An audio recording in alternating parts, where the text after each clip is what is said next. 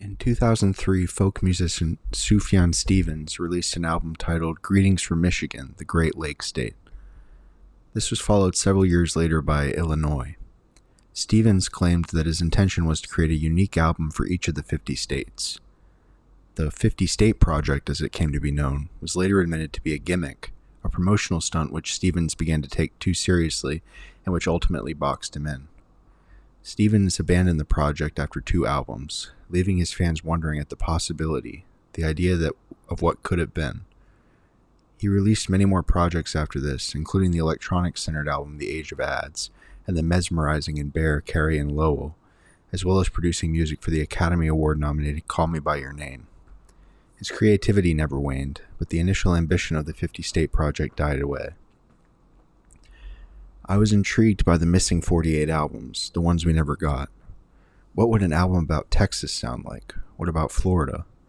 It makes the 2 state albums we did receive feel all the more important.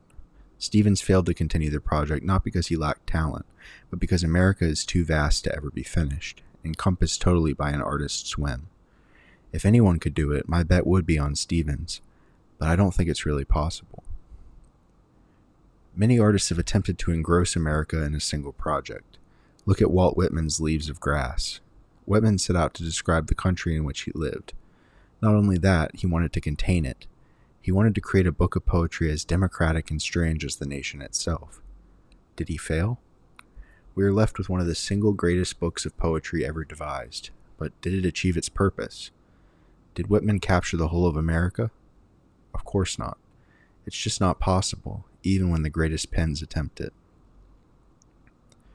Another such pen was Jack Kerouac's. On the Road is as close to a great American novel as you can get. I love this book because while Whitman tried to contain America and Stevens tried to catalog it, Kerouac argues that the only way to properly understand the country is to move through it. The road never really ends. Every ending is another departure. Kerouac seems to believe that the true America is not observed by sitting still. It's discovered by hitchhiking, train hopping, getting lost. In this way, he differs considerably from Whitman. You might call him the Whitman on wheels. Why did Stevens set himself this monumental task in the first place? In later interviews, he plays it off as a joke, but I honestly believe that for several years he was enamored with the idea.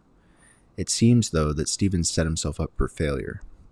There was no way to finish the project, even if he devoted his life to it, without giving up a part of himself. This doesn't mean that Stevens is a failure, it means that he aimed well beyond what was achievable. I think this is important for artists. Leonardo da Vinci left vast amounts of work unfinished, and most of Franz Kafka's bibliography is half-formed and incomplete. Tolkien spent his entire life creating and populating Middle-earth, and there is still so much left to the imagination.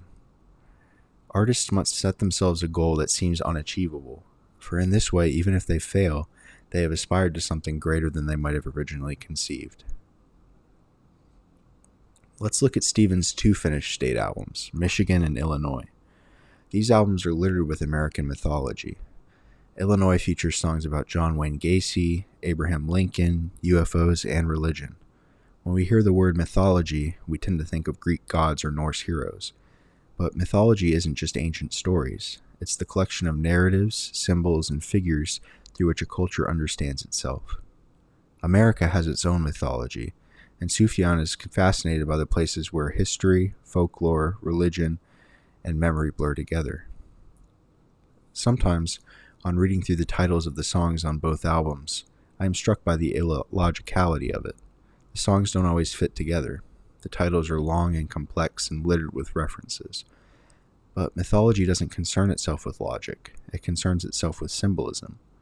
And if we are trying to find symbolism, you needn't look too much further than a song titled "The Predatory Wasp of the Palisades is Out to Get Us." If the 50 State Project were to be complete, Stevens would have to consolidate the mythologies of each state in turn. He'd have to identify each state's saints, monsters, miracles, tragedies, and folk heroes, and he'd have to do it to the satisfaction of the state's permanent residents. If you look at it in this way, we can see why Stevens felt so daunted by the task he set for himself. At the end of the day, there is no complete compendium of America.